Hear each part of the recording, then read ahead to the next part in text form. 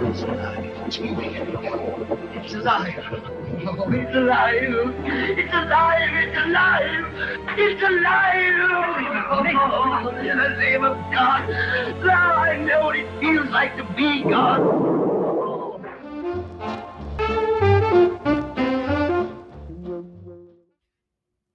What if the story of humanity's origins is far stranger than we ever imagined? Gregg Braden reveals a mind blowing truth. 200,000 years ago, anatomically modern humans appeared suddenly on Earth with DNA that defies the slow pace of evolution, a precise genetic leap that gifted us with empathy, complex speech, and a brain unlike any other species. Modern humans carry about 2% Neanderthal ancestry, a trace of interbreeding that happened much later. But the core of our genetic makeup, the part that makes us uniquely human, shows no gradual evolution from Neanderthals or humanoids. It's as if we were engineered. But how and by whom? Billy Carson takes us deeper, pointing to the ancient emerald tablets of Thoth, which whisper of the Anunnaki, advanced beings who 450,000 years ago came to Earth, strip mined its resources, and in the stunning act of genetic engineering, spliced their DNA with ours. Wait. Spliced our DNA with the Anunnaki? This tale gets so crazy. But is there a measure of truth to it? Well, science can actually answer those questions. And before we get ahead of ourselves, let's deep dive just a little bit further. And then we'll evaluate at the end in our remote view. Let's take a look. Researcher Gregg Braden highlights dramatic shift in human DNA around 200,000 years ago, challenging the conventional evolutionary model of gradual change. He points to two key mutations, a change in the FOSP2 gene on chromosome 7, enabling complex language development, and a rare fusion on chromosome 2, merging two chromosomes into one, enhancing brain function, emotional capacity, and fetal organ development. Braden notes this fusion involved deliberate modifications. Genes were altered, deactivated, or removed, suggesting an intentional intervention rather than random chance. Visual evidence of this chromosome 2 fusion can be found in scientific literature, such as the 1982 paper Science titled The Origin of Man, a Chromosomal Pictorial Legacy, which provides a side-by-side comparison of chromosomes from humans, chimpanzees, gorillas, and orangutans, clearly demonstrating the fusion. This paper is accessible through academic databases like JSTOR or Science Direct, or via library. Braden references Francis Crick, co-discoverer of DNA, who described DNA's complexity as almost a miracle, hinting at a purposeful design. Braden argues this sudden genetic leap positioned humans as a unique species, with DNA acting as a divine antenna, connecting us to the universal consciousness, enabling abilities like self-healing and intuition, abilities he believes are now threatened by modern transhumanist technologies. This perspective aligns with research of Billy Carson, who examines the Anunnaki, an advanced extraterrestrial race from ancient Sumerian texts.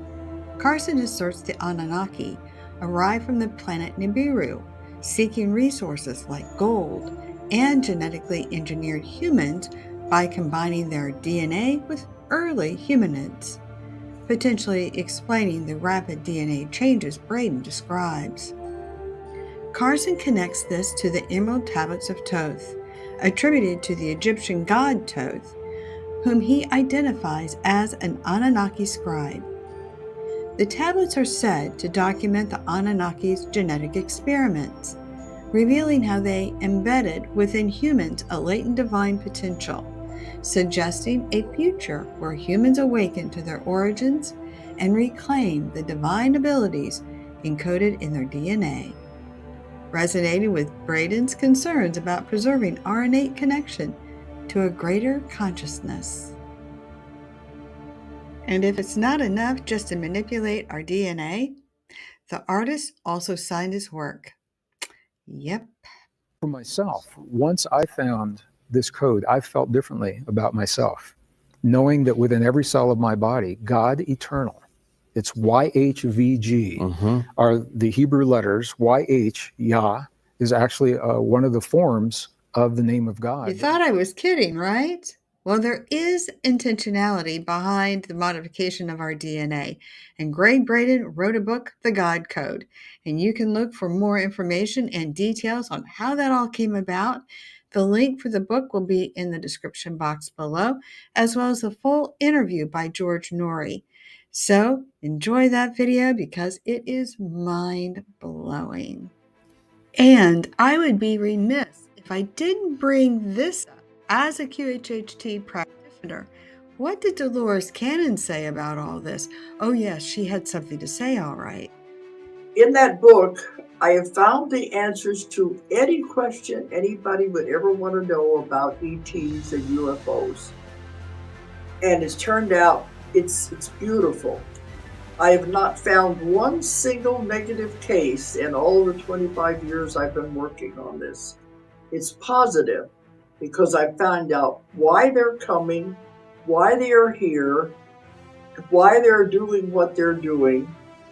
And it goes into more about the seeding of the planet Earth that was begun with Keepers of the Garden. That's why I call the book The Custodians, because there are caretakers. So it's my 25 years of investigations into the UFO and ET phenomena, and it's positive. Cannon's research, drawn from thousands of quantum healing hypnosis technique sessions, unveiled startling narrative of extraterrestrial involvement in human evolution. Under deep hypnosis, her subjects described ancient aliens, cosmic gardeners who seeded life on Earth, delicately weaving their influence into our DNA. These beings, she claimed, acted not out of self-interest, but as caretakers, guided by a divine cosmic plan to nurture humanity's growth. They enhanced our genetic code, sharpening our minds and spirits, preparing us for a future beyond Earth, a new Earth of elevated consciousness. Yet, Cannon Sessions also hinted at challenges, renegade entities, rogue manipulators, working outside this benevolent agenda. Her findings, shared in books like Keepers of the Garden, paint a vivid tapestry of humanity as a galactic experiment, watched over by unseen forces. As her subjects spoke of starships and ancient councils, Cannon urged us to see past fear, to embrace the possibility that we are not alone. Dolores Cannon, through her groundbreaking QHHT sessions, opened a window into humanity's cosmic origins, revealing tales of benevolent extraterrestrials who shaped our DNA with care. Her sessions, detailed in the works like Keepers of the Garden, describe these beings as divine gardeners, enhancing our genetic code to prepare us for a higher consciousness and a future among the stars. Yet, her findings also whispered of rogue entities working against this sacred plan. This cosmic puzzle begs the question, who truly authored our genetic story? Gregg Braden, whose research fuses science and spirituality to show our DNA carries unmistakable signs of intelligent design, pointing to manipulation by an advanced force. But who wielded this power? Billy Carson talks of the ancient emerald tablets of Thoth, suggests a darker truth, negative extraterrestrials, perhaps even the Anunnaki, altered our DNA for control, not liberation. Cannon's light-filled vision clashes with Carson's cautionary tale. But could both be true?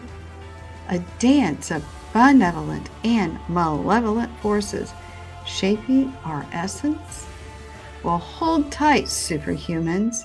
Let's plunge into the remote viewing session to uncover what lies hidden in this cosmic enigma. But first, before we get into our remote view, let's elevate your journey, personal and cosmic. Meet your must-have companion, the Energy Healing Map at mdhmap.com. Perfect for beginners and pros, it's your guide to clearing trapped emotional energies like ancestral or past life baggage, aligning your vibration with your goals. Imagine releasing old vibes to unlock new skills like remote viewing. With a clear energy field, you'll tap into the unseen. mdhmap.com helps you heal, grow, and explore your universe.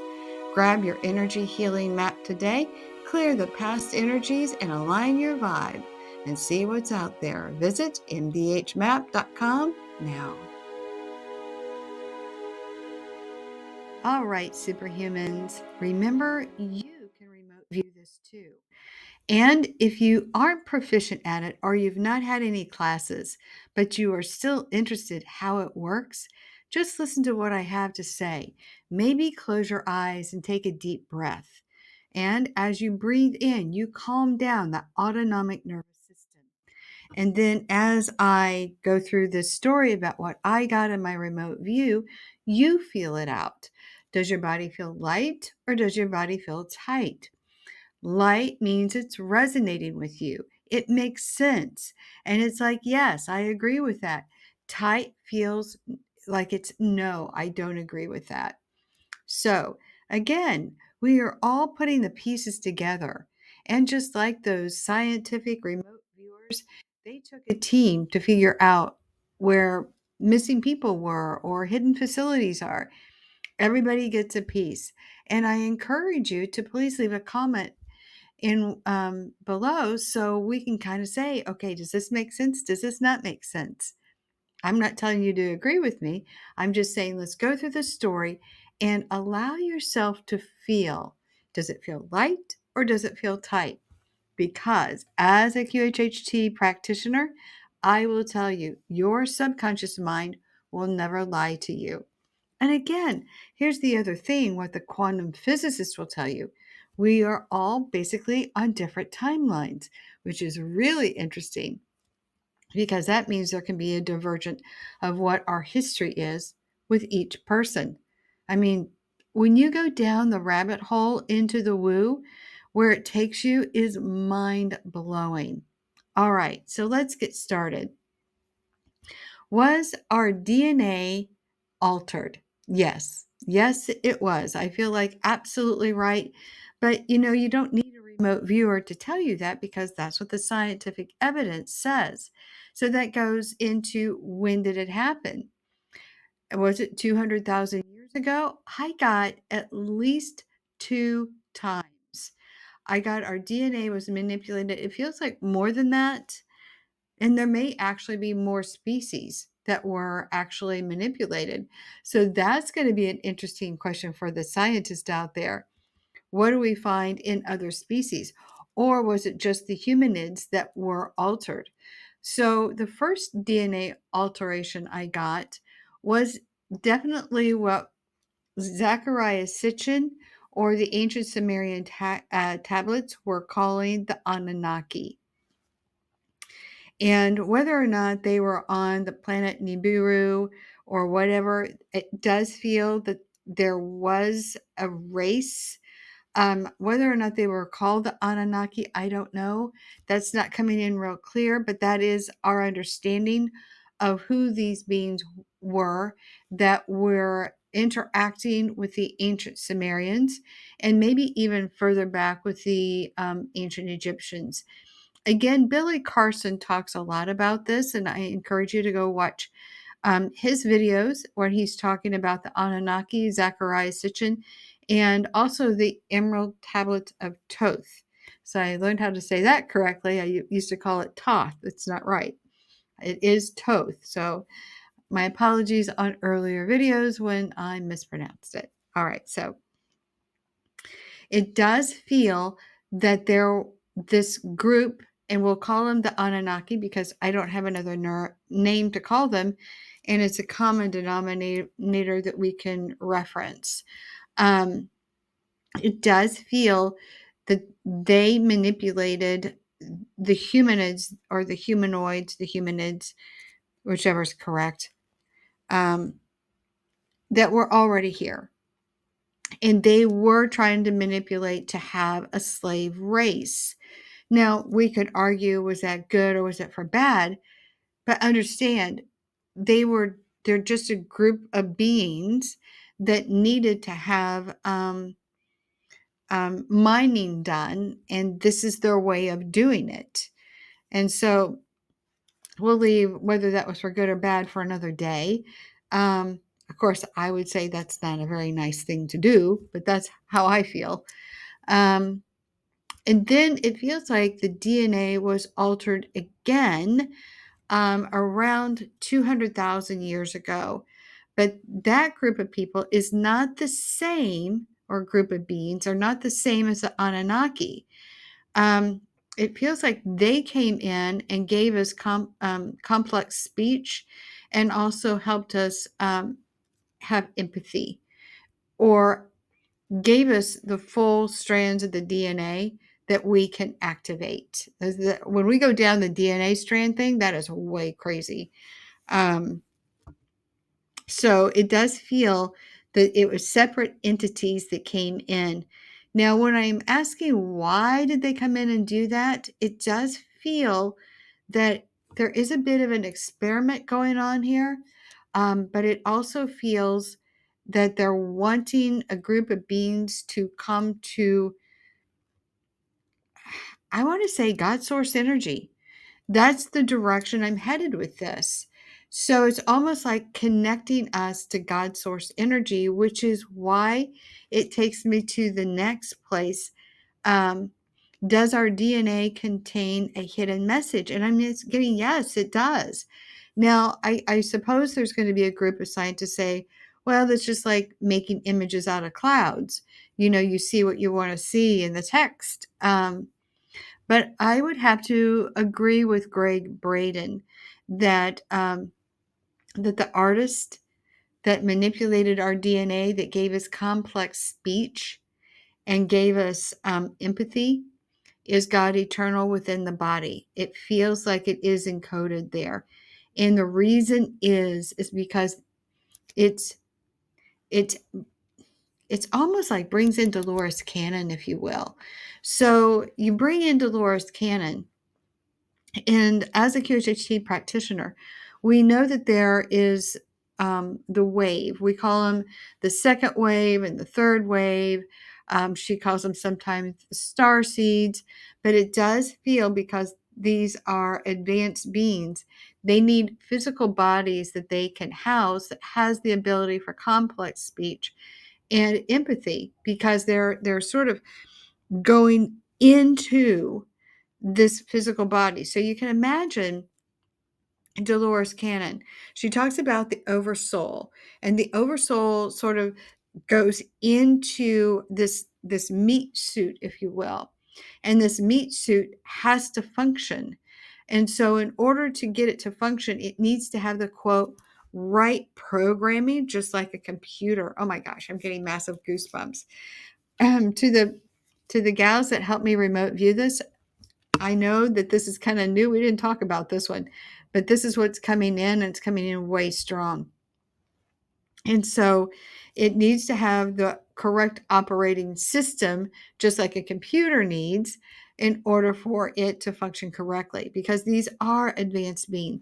The wave of star seeds are coming in, and they can't inhabit a body that's like a Neanderthal. It's too primitive. So it needs a more advanced physical form to occupy in order to, I feel like, grow, and because it is kind of like a school here on earth, but to expand us into God's source energy, to evolve us. So the school to evolve us. So even though they're coming, these advanced beings are coming, they are still in a place of evolvement. So it is always, we are always in a process of expanding and contracting. And we are in a process of spiritual awakening, and expansion, God source energy, and all of this. And this helps us do that, having the proper operating system. So it was intentional, but it's intentional so it can house these higher advanced beings, these advanced souls. And if you are watching this video, you're pulled to this subject for a reason. And as a QHHT practitioner, I will tell you that anytime that people reach out to me, you are already the advanced soul reaching out. So, because this information resonates with you. And so, when we're talking about what role does this play? So, that next question is, what role does, quote, junk DNA play in this mystery? Well, there is no junk DNA. The scientists don't know what it's there for, so they call it junk DNA. But in a remote viewer, a QHHT practitioner, and energy healer, this is what I get with it. Now, y'all can do, remote view it, see how it feels to you, or just listen to my voice. Does it feel right? Or does it feel tight? Light or tight? And I said right. So it'll have a rightness to it. So these DNA strands, like DNA strand 3, 4, and 5, when you work with me doing energy healing, we always activate DNA strands 3, 4, and 5. Now, it feels like we are not ready for activating anything higher than DNA strand 5. Now, we might be able to activate DNA strand 6, but that takes a little bit more evolution, and only very few can get to that point yet. I haven't seen anybody really ready for that yet. So, activating the DNA strands, if you notice, and let me try to get this right in my analogy. If you get people like Matt Frazier, Teresa Caputo, and John Edwards, it feels to me, if we could look at how fast these strands are vibrating, they're going to be vibrating probably a lot quicker than what my DNA strands are, or your DNA strands are, in our natural position. Now, we can activate them. We have to clear away a lot of trapped emotional energies. We need to clear away the ancestral trauma energies, or even your own trauma energies. We also have to dissolve some soul contracts. That's coming up in new videos, so be paying attention for that download that's coming, or upload. But each strand has its own unique vibration. So the quicker it vibrates, the more you are in tune with whatever that strand is tuning into. So, for example, the quickening of the DNA strand 3 is going to give you more clarity. Quickening DNA strand number 4 is going to make it a lot more, enhance your psychic abilities. And quickening DNA strand number 5 is going to enhance the interdimensional communication. Now, that's a lot, and I'm sorry it took me a while. I usually have to write it down and relook at it, but that's a lot that's going on. So we can definitely activate that. So if you are interested in activating those DNA strands, just shoot me a message through my website, sallyknopp.com, and let's get started. I mean, gosh, we can start working at $25 for 25 minutes. So just putting that out there, if you want to get a little bit more into this. So yeah, let's kind of recap here our remote view. DNA was altered. It feels like there are two significant times. One was a race that needed to create a slave race for money. The other was to help us expand some higher evolved souls. So they're going to be coming in and occupying our bodies. And they needed the right operational tools or operating system to do that, because they cannot come into a body that does not have complex speech or empathy. The higher evolved souls need a physical body that they can occupy that has complex speech and empathy. So that's the purpose. Yes, the artist did sign it. And so God eternal within the body. So it does feel it's all connected to God, God source energy. So it's all elevating us and expanding us and going into the 5D, if you will, which that's a whole other concept. When we talk about 5D or New Earth, I think we need to break that down, because it does feel like most people don't quite understand what that means. But as you evolve, you are going to feel it. You're going to know you're there. Your synchronicities are going to become more clear. You're going to feel lighter. You're going to feel less fearful. And so, if you are somebody who is living in a great deal of fear, that fear is operating as resistance, and that will dampen your ability to activate the additional DNA strands 3, 4, 5. So, we will have to clear all those fear. So, if you have like a knee jerk reaction to a fear of whatever, that would have to be cleared out. And then once you begin to feel that fear just sort of dissipate, and when you move through your life experience, you're not, quote, triggered by something negative. You're like, have a different perspective, and you're like, you see it differently. And so instead of it triggering fear, it ignites a compassion, and it expands your heart in a loving way and a healing way. So not only does it heal yourself, it heals others. I hope this makes sense. I don't want to make this too long. So we'll just leave it there. If you have any questions, just leave a comment. I'll try to answer that there, or just reach out to me at sallyknop.com. Now, upcoming, the next video, we're going to be remote viewing the skull experiment. Now, if you remember, that was in the 80s, and that's when a guy developed this, quote, radio or soul phone, if you will, and that gave people here in this realm communicating with their deceased loved ones, and that they would come through and have a conversation with them. Now, the question I have in the remote view, was that real, or was that some scam artist playing on all of our emotions? I want to know that. And then after that, we are going to dig into who was Charles Lindbergh. Is he as dark as what some say, or is he just misunderstood? We're going to dive into that one too. So hopefully you'll come back and rejoin me there. Please hit the subscribe button, and that way you won't miss, don't forget the notification bell, that you won't miss the next remote view. And if you have something you want us to remote view, leave that in the comment box below. All right, thank you so much for watching. I hope you have a fantastic week. I'll see you next Sunday. Bye for now.